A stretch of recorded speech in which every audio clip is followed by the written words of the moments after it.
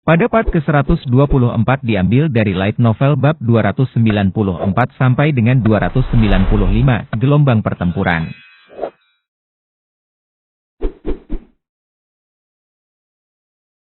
Saya jelas memberi kamu kesempatan untuk memberi perintah mundur, pembawa bendera keempat. Saya kecewa, Barton berbicara dengan ekspresi dingin di wajahnya. Ada lebih banyak korban jiwa. Ksatria penjaga yang kehilangan lengan kanannya dikelilingi oleh penyihir dan berisiko mati. Kelompok infiltrasi berusaha menyelamatkannya, namun pendekatan mereka terhalang oleh ledakan spasial. Jangan harap aku akan berbicara mendukungmu, pembawa bendera keempat. Semua ksatria penjaga, mundur. Barton hendak meneriakkan kata-kata itu ketika dia merasakan jin mendekat. Pembawa bendera ke-12. Tuan Barton, saya minta maaf atas keterlambatan dukungan. Saya tetap siaga karena saya tidak menerima pesanan apapun. Seharusnya kamu tetap bersiaga. Misi ini gagal.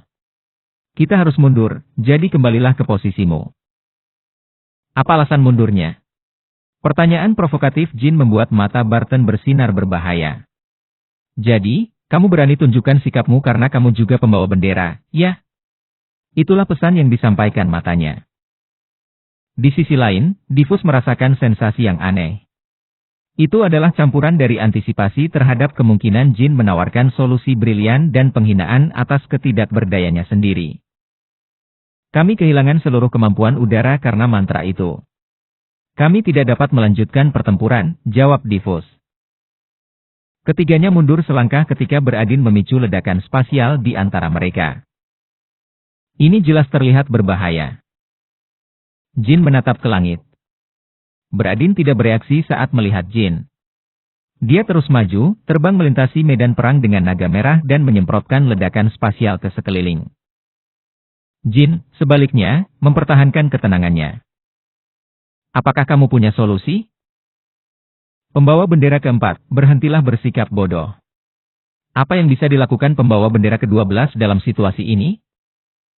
Saya bisa menekan ledakan spasial. Jin tiba-tiba memotong Barton. Diffus tidak percaya dengan apa yang didengarnya. Barton bergidik dan menoleh. Apa maksudmu dengan itu, pembawa bendera ke-12? Bisakah kamu bertanggung jawab atas perkataanmu? Jika ledakan spasial dapat ditekan, bisakah kamu melanjutkan misinya? Jin menatap langsung ke arah Barton dan bertanya. Barton menyembunyikan dilemmanya. Dia terdiam beberapa saat tetapi segera mengangguk. Jika memungkinkan, segera jalankan. Para ksatria penjaga tidak dapat bertahan lebih lama lagi. Sejauh yang diketahui Barton, ledakan spasial tidak mungkin dinetralkan. Jika bocah muda ini bisa menetralisirnya, maka semua seniman bela diri yang menantang Keliak dan akhirnya tubuh mereka meledak selama bertahun-tahun akan kehilangan tubuh mereka dengan sia-sia. Namun Barton tidak dapat menghilangkan perasaan tidak nyaman bahwa Jin mungkin akan berhasil, karena Jin telah membuktikan dirinya melalui berbagai kesulitan dan keajaiban sejak masa kadetnya. Barton adalah satu-satunya mata-mata klan Rankandel yang melapor langsung ke Keliak. Namun, dia bahkan tidak sempat mendengar bagaimana Ziple menahannya di Bentica. Jadi ketika dia melihat ledakan spasial, dia pikir itu adalah taktik yang brilian karena tidak ada mantra lain yang lebih cocok untuk memberikan alasan untuk mundur. Dia juga sangat terkejut karena Keliak telah berbagi kekuatan api sucinya dengan Beradin. Jika pembawa bendera ke-12 berhasil menetralisir ledakan spasial, rencana tersebut akan terancam. Jika gelombang pertempuran berubah secara signifikan, dia mungkin harus membimbing Ziple untuk mundur. Barton merumuskan rencananya. Sementara itu, Jin mulai merapal mantra. Astaga! Api biru memanjang dari tangan Jin.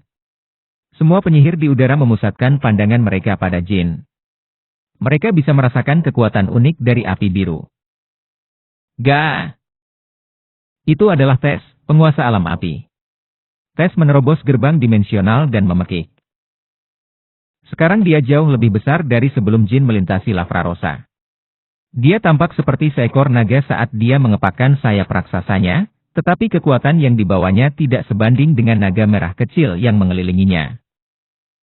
Kekuatan Tes meningkat karena peningkatan mana Jin.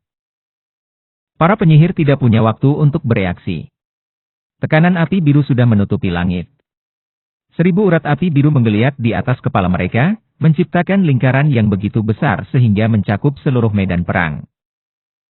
Udara menjadi berat. Ini bukan hanya soal ekspresi. Medan perang benar-benar ditekan oleh tekanan api. Para naga berjuang lebih keras untuk mengepakkan sayapnya, dan para penyihir harus mengontrol pernapasan mereka dan melepaskan mana mereka. Di sisi lain, para ksatria penjaga tidak harus berjuang melawan beban. Tes dapat dengan sempurna mengendalikan setiap bara api birunya, yang kini menyebar ke seluruh medan perang sedemikian rupa sehingga pasukan sahabat jin tidak mengalami bahaya. Namun dari unit musuhnya, Kosek tampak tidak terpengaruh meski lebih sering terkena tekanan dibandingkan unit lainnya. Selesai, Sir Barton. Mari kita lanjutkan misinya. Barton tidak perlu bertanya pada jin apa maksudnya. Perkenalan tes segera menghentikan ledakan spasial. Barton bukanlah seorang penyihir, tapi dia tahu bahwa bukan kemunculan burung phoenix secara tiba-tiba yang membuat Beradin berhenti merapal mantra. Itu adalah wilayah api biru mutlak. Tidak ada api dari Shinu yang dapat menembusnya kecuali diluncurkan oleh keliak Ziple sendiri. Memang benar, wilayah api biru tidak membatasi mantra api biasa lainnya yang tidak berasal dari kekuatan Shinu.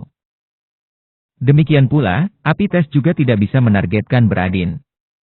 Siapapun, bahkan mereka yang tidak mengetahui api dan alam Shinu, dapat mengetahui bahwa api biru tidak meluas ke arah Beradin.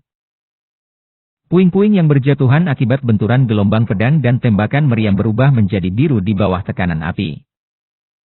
Pembawa bendera keempat, tolong ambil kembali para ksatria penjaga yang terluka.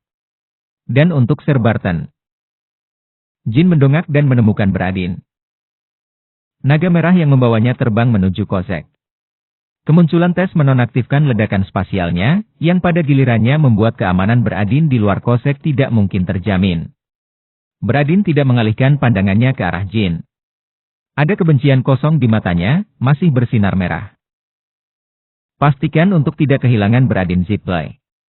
Ini adalah kesempatan terakhir kita harus menggorok lehernya. Barton hanya punya satu pilihan tersisa. Untuk menyerang Beradin Ziple dengan sekuat tenaga. Keraguan apapun akan menjadi pengakuan atas pengkhianatannya sendiri. Untuk saat ini, dia harus melompat maju dengan segala yang dimilikinya. Tak satu pun dari Ziple yang hadir di medan perang menyadari bahwa Barton adalah mata-mata mereka sendiri. Sir Barton tidak akan pernah membunuh Beradin, meskipun dia akan berpura-pura memberikan segalanya. Inilah alasan mengapa Jin meminta Barton memimpin melawan Beradin, dan bukan Diffus. Mengamankan kehidupan para ksatria penjaga ditugaskan kepada Diffus, yang dengan tulus berjuang demi Ran Candles. Dan mengamankan nyawa Beradin ditugaskan ke Barton Vicena, yang berjuang untuk Ziples. Lindungi Tuan Muda. Hentikan Ksatria Hitam. Hampir mustahil menghentikan Ksatria Bintang 10 yang melompat di udara tanpa kemampuan ledakan spasial. Segala jenis sihir serangan jatuh seperti air terjun, tapi Barton menangkis upaya mereka dan mengamankan jalur serangannya hanya dengan gelombang pedang. Wajah para penyihir berubah ngeri saat mereka melihat Barton melayang di udara dengan gelombang pedang. Namun Barton pun tidak bisa mencapai Beradin secara lurus, melalui jarak sependek mungkin. Bukanlah tugas yang mudah untuk mengikuti jalur terbang naga merahnya, dan para penyihir bertarung lebih mati-matian saat dia mendekat. Semua kontraktor Phoenix, panggil burung Phoenix kalian. Grup 1 dan 2, kalahkan Jin Ran Candle. Sisanya, blokir Ksatria Hitam. Dia tidak boleh mencapai Tuan Muda. Seorang penyihir yang memerintah di atas kapal Kosek berteriak, menyebabkan beberapa gerbang dimensi terbuka di langit. Ke langit Bentica, yang saat ini dilanda api biru, gelombang pedang, mantra yang tak terhitung jumlahnya, dan puing-puing yang berjatuhan dari campuran semua energi ini, sekitar 30 burung Phoenix bergabung. Energi dari berbagai warna berputar-putar, membuat pemandangan menjadi kabur.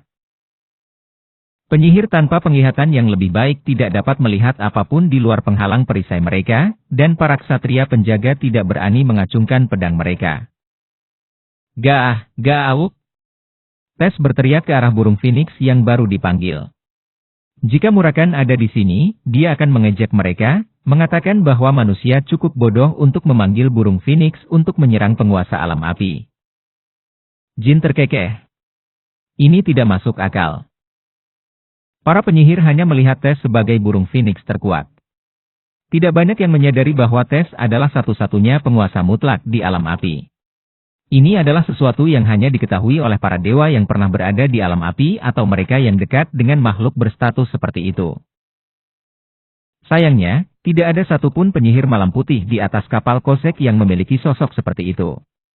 Ada juga beberapa burung phoenix terkenal di antara yang dipanggil, tapi mereka hanya bisa berkeliaran di langit, tidak mampu mengikuti keinginan para penyihir. Jelas terlihat bahwa mereka takut. Itu sebabnya semua burung phoenix dari kelompok 1 dan 2, yang seharusnya menyerang Jin, akhirnya menuju ke arah Barton. Mengingat urgensi situasi ini, para penyihir tidak punya waktu untuk menyelidiki fenomena tersebut. Inilah yang diinginkan Jin. 30 burung phoenix akan berfungsi untuk membuat ancaman palsu Barton tampak nyata. Jika semuanya berjalan baik, Barton bisa menerima sejumlah kerusakan dan jatuh ke tanah. Barton ditutupi oleh api burung phoenix dan sepenuhnya terhalang dari pandangan. Demikian pula, api juga menutupi Beradin, membuatnya menghilang dari pandangan, dan hanya sayap atau ekor naga merah yang muncul dan menghilang sebentar dari waktu ke waktu. Di tengah semua kekacauan ini, Kosek bersiap menembakkan meriamnya. Itu ditujukan pada Tess. Pembawa bendera keempat. Jin berteriak keras, menyebabkan Diffus segera menoleh. Dia baru saja kembali ke posisinya setelah membawa para ksatria penjaga yang terluka menjauh dari medan perang. Jin menunjuk meriam itu dengan jarinya. Dia memberi isyarat padanya untuk mengeluarkannya. Itu bukanlah sesuatu yang harus diminta oleh pembawa bendera ke-12 kepada pembawa bendera ke-4, tapi Diffus bergegas bertahan melawan ancaman tersebut tanpa mengeluh. Dia tahu bahwa baik Barton maupun dia bukanlah sasaran operasi ini. Jin dulu.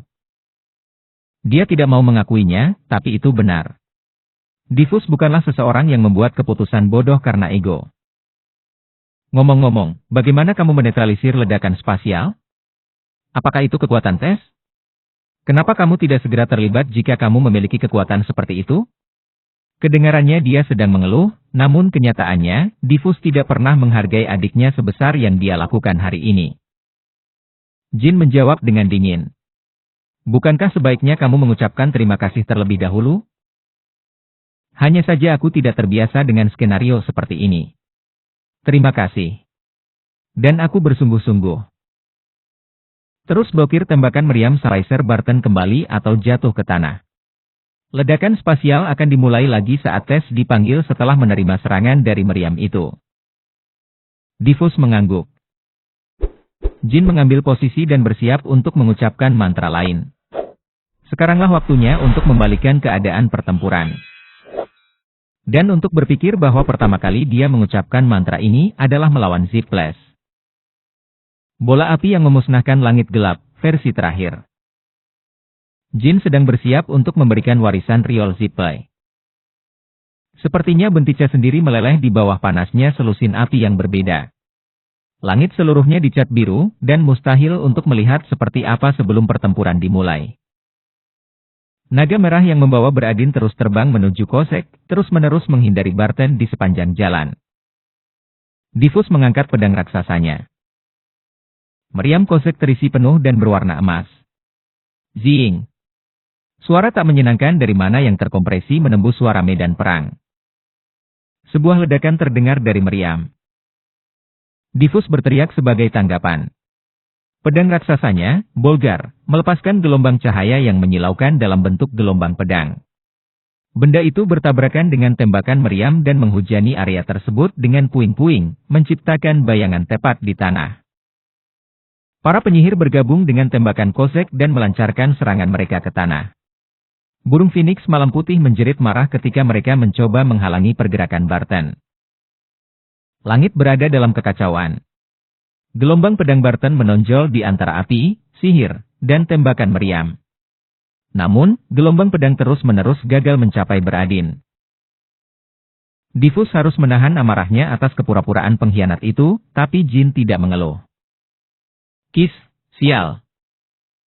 Diffus mengerutkan kening saat dia menghantamkan puing-puing yang berjatuhan ke arah Jin dan Tess. Dampak tembakan meriam sebelumnya belum mereda, namun Kozek sudah bersiap untuk menembakkan peluru berikutnya. Ngomong-ngomong, bagaimana Ziples membuat senjata mengerikan seperti itu? Oh, Jin.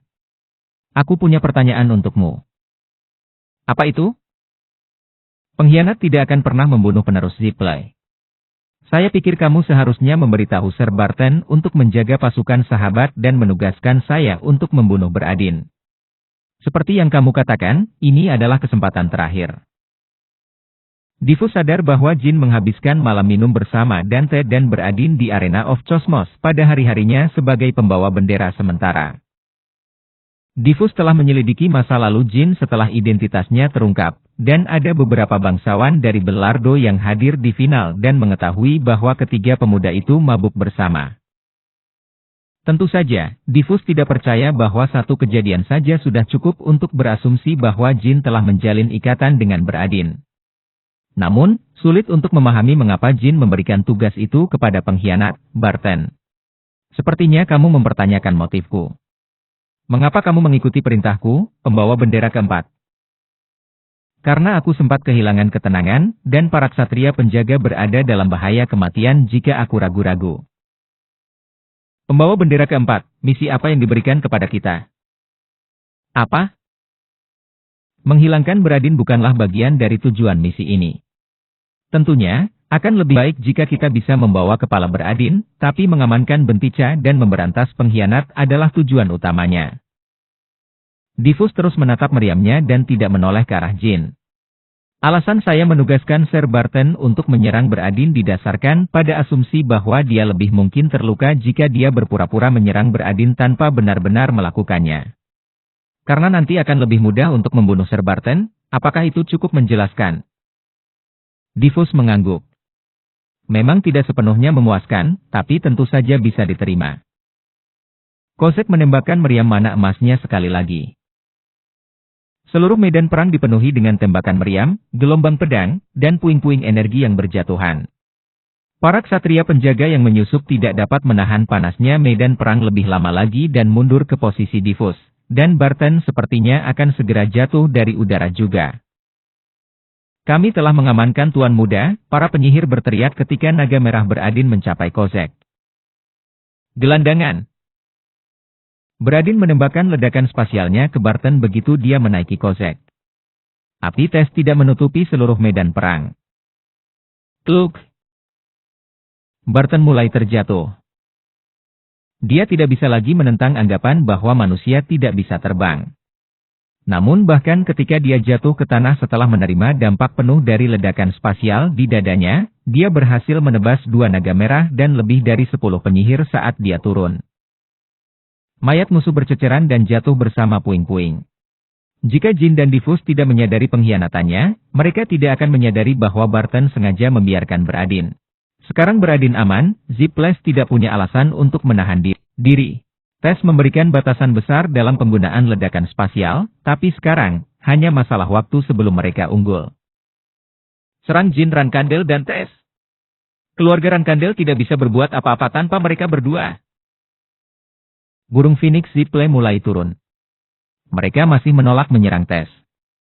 Oleh karena itu, mereka mencari Barton, yang terjatuh ke tanah. Ada tembakan meriam, mantra, dan nafas naga di udara. Burung Phoenix melepaskan apinya ke tanah. Medan perang mencapai klimaks kekacauan. Namun, Jin akhirnya menyelesaikan mantra yang telah dia persiapkan. Pembawa bendera keempat, gelombang pertempuran akan berubah mulai sekarang. Diffus berbalik dan menatap Jin sebagai tanggapan. Matanya melebar karena terkejut. Jin memiliki penampilan yang aneh. Seluruh tubuhnya tertutup seluruhnya dan dicat dalam kegelapan oleh energi bayangan. Jin. Pertama, saya akan mengamankan Bentica. Setelah Kozek mundur, kejar bersama Sir Barton dan cari momen yang tepat untuk mundur. Kembali? Apa yang kamu bicarakan? Diffus hendak bertanya dengan suara keras. Meskipun mereka hanya bermaksud memberikan segalanya, baik Barton, sang ksatria hitam, maupun dia tidak mampu menjatuhkan kapal terbang raksasa milik musuh. Tapi ada jin yang mengklaim bahwa dia akan membuatnya mundur seolah itu bukan tugas yang sulit. Tunggu, kenapa langitnya begitu gelap? Langit mulai gelap. Langit yang beberapa saat lalu menampilkan warna-warna mempesona dengan tembakan meriam dan mantra kini benar-benar hitam seperti batu bara, warna yang sama dengan tubuh jin yang diselimuti energi bayangan. Ini adalah percakapan jin dengan Murakan selama pelajaran pertamanya tentang Shadow Energy. Bahwa langit akan menjadi hitam adalah sesuatu yang wajar. Bagi seorang penyihir, melepaskan energi magisnya adalah tindakan yang menghubungkan sihirnya dengan yang sudah ada di alam. Dan apa yang tadi kubilang adalah tujuan dari tindakan tersebut? Pengisian mana dan memperkuat sihir mereka, kata jin. Ya. Kamu mengisi kembali mana yang hilang dengan menggunakan kekuatan alam dan meningkatkan kekuatan mantra berikutnya. Hal yang sama berlaku untuk melepaskan energi bayanganmu. Namun, ada beberapa perbedaan. Perbedaannya apa? Saat kamu melepaskan energi bayangan, kamu tidak terhubung dengan alam. Kamu menghubungkan alam dengan diri kamu sendiri. Itu terhubung dengan jin yang melepaskan energi bayangannya. Saat itu lebih gelap dari malam. Bahkan langit tanpa bulan tanpa cahaya bintang pun tidak akan tampak lebih gelap dari itu. Diffus bukan satu-satunya yang bingung. Setelah menyadari langit yang gelap, bahkan para penyihir menghentikan serangan mereka sebentar karena terkejut. Semua orang tampak bingung. Tapi mereka semua bisa merasakannya dalam naluri mereka. Sesuatu yang berbahaya akan terjadi. Ada alasan bagus mengapa mantra berdasarkan bola api dilengkapi dengan deskripsi itu. Warisan Riol Zipley didasarkan pada kekuatan Solderet. Tidak butuh waktu lama bagi semua orang di medan perang untuk menyadari bahwa energi gelap yang menutupi seluruh langit adalah energi bayangan, dan hanya ada satu orang di sini yang menggunakan energi bayangan. Rankandels dan Ziples bereaksi dengan cara yang sama. Komandan kedua pasukan segera memberikan perintah tegas. Sebarkan penghalang pelindung dan kalahkan jin Rankandel. Semua ksatria Rankandel, berkumpul di sekitar pembawa bendera ke-12 dan lindungi dia. Sementara itu, jin dengan tenang menatap Kozek. Ia ingin melihat wajah temannya yang berdiri di pucuk pimpinan kapal dengan rambut pucat tergerai tertiup angin. Tatapan mereka bertemu di kegelapan medan perang. Beradin terkekeh karena kegilaan. Matanya bersinar lebih merah dari sebelumnya. Tentu saja, dia tidak tertawa karena ingatannya. Jin merenungkan senyum bengkok Beradin saat dia melepaskan bola api penipisan langit gelap versi terakhir. Saya harap dia tidak terluka parah. Sebuah lubang terbuka di langit seperti binatang raksasa yang membuka rahangnya. Kemudian, bola api besar muncul dari lubang tersebut. Bola api itu jauh lebih besar dari Kozek. Itu hampir menyerupai matahari itu sendiri. Tubuh jin melayang di udara, seolah ditarik oleh gravitasi bola yang menyala-nyala itu. Rune yang ditinggalkan oleh Riol Zipley berputar di sekitar tubuh jin. Rune meninggalkan tubuh jin dan meninggalkan jejak bercahaya di seluruh medan perang. Salah satu penyihir melihat karakter rahasia yang bersinar terbang ke arahnya dan tanpa sadar mengulurkan tangannya ke arah itu. Pada saat itu, sang magi yang memerintah mengingat apa yang telah dia baca tentang bola api yang menghancurkan langit gelap dan berteriak dengan panik. Jauhi karakter rahasia itu. Itu adalah tanda. Karakter rahasia, bersinar seperti kelopak bunga yang indah, adalah sasarannya. Menandai bola raksasa di langit yang akan menerapkan hukumannya. Magi yang memerintah bahkan tidak bisa menyelesaikan kalimatnya. Bola api tersebut mulai menghujani banjir besar dengan sulur api yang tak terhitung jumlahnya, sehingga lintasannya tidak dapat diantisipasi. Nyala api menyerang karakter rahasia yang mengambang. Di setiap titik yang ditandai dengan rune indah yang bersinar, seseorang hangus, seseorang berteriak, dan abu beterbangan. Tembak jatuh jin Rankandel. Perintah komandan penyihir tidak dapat dilaksanakan karena semua penyihir hampir tidak dapat memasang penghalang perisai terhadap mantra pamungkas yang belum pernah mereka alami sebelumnya. Namun hambatan tersebut tidak berarti apa-apa. Sebagian karena setiap sulur api memiliki kekuatan yang mendekati mantra bintang 10, tetapi juga karena energi bayangan yang menutupi langit menghancurkan penghalang perisai mereka. Shadow energy tidak hanya berfungsi untuk mengubah warna langit. Saat bola api itu memuntahkan api, bayangannya meluas menembus tabir energi bayangan untuk menghancurkan penghalang perisai. Ini adalah kegilaan. Apakah ini benar-benar hanya kekuatan sihir? Dan apakah ini seharusnya mantra jin? Diffus hanya bisa menelan ludahnya sambil menatap jin yang melayang di udara. Mustahil baginya untuk memahami mantra yang bahkan para penyihir pun tidak bisa memahaminya. Dia hanya bisa berpikir bahwa mantra jin lebih dekat dengan kekuatan suci daripada mantra sihir. Tiba-tiba, dia teringat pada pemimpin musuh, Keliak Zippley. Diffus pernah bertemu dengannya 10 tahun yang lalu. Terakhir kali dia merasa seperti ini adalah saat dia menghadapi kehebatan Keliak saat itu. Fakta bahwa jin mengingatkannya pada pengalaman itu membuatnya merinding. Nyala api semakin membesar. Lebih dari separuh penyihir yang terbang di luar Kozek sudah mati. Jumlah naga merah berkurang dengan sangat cepat. Gelombang pertempuran telah berubah dalam sekejap. Namun para penyihir yang telah membaca catatan Riol Zippley tahu bahwa ini belum berakhir. Ini hanyalah permulaan. Jika bola api berhenti mengeluarkan hujan api dan meledak, itu bisa berarti kehancuran Kozek. Tuan muda, kita harus mundur. Kita tidak mampu menangani serangan mendadak ini. Beradin menggelengkan kepalanya mendengar kata-kata komandan penyihir. Emosi gelap yang muncul di balik matanya yang kosong sulit dibaca.